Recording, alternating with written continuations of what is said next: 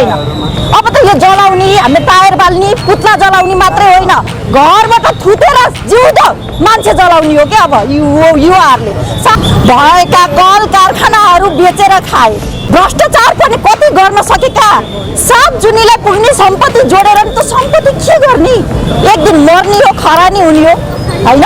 आजले रक्षा गरेर नेपाल रह्यो, नेपाली भन्न पाइयो। 94वटा ब्याङ्क लुटेका लुटेराहरू होइन, हेर्नु न 5000 हत्या गरेर आएको म भने प्रचण्डले खुल्ला मञ्चमा भन्नुभएको छ, भाषण गर्नुभएको छ। त्यस्ता हत्याराले भनेको पत्याउने, त्यस्ता गफाडीको कुरा पत्याउने नेपाली जनताले पत्याउँदैनन्, विश्वास गर्दैनन् त्यस्ता झुटाको। तिनीहरूलाई त अब साँच्ची नै यो देशमा यहाँ बस्ने अधिकार पनि गुमाइसकेका छन्।